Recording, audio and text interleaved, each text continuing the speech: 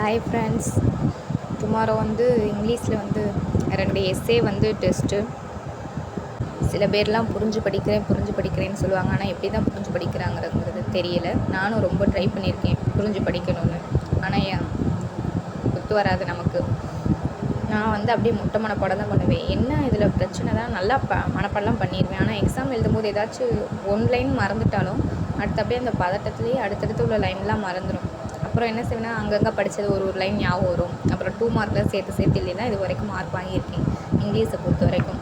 இந்த டைம் நடந்த இன்டர்னல் எக்ஸாமில் வந்து மார்க் வந்து எல்லா ஸ்டூடெண்ட்ஸும் கம்மியாகிடுச்சு. நீங்கள் வந்து இந்த 2 எஸ்ஸே எழுதி காமிக்கணும் அப்படிங்கிற மாதிரி சொல்லியிருக்காங்க. நாளைக்கு 2 எஸ்ஸே டெஸ்ட்டு. அதுக்கு தான் இப்போ நான் படிச்சுட்ருக்கேன்.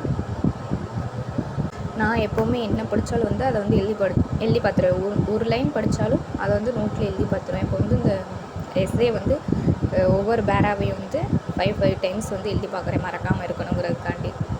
இவ்வளோ நேற்று ஃபுல்லாக படித்தே 3 பேரா தான் படிச்சிருக்கேன். இன்னும் நிறையா இருக்குது. இதை முடிச்சுட்டு இன்னும் அசைன்மெண்ட் ஒர்க் இருக்குது. நாளைக்கு வேறு இதில் டெஸ்ட் இருக்குது சப்ஜெக்டில்.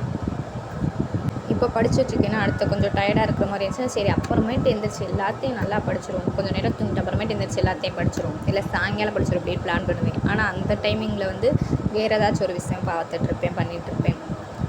அது நான் பண்ணணும்னு நினச்சாலும் படிக்கணும்னு நினச்சாலும் வேறு ஒரு சூழ்நிலை அமைஞ்சிடும்.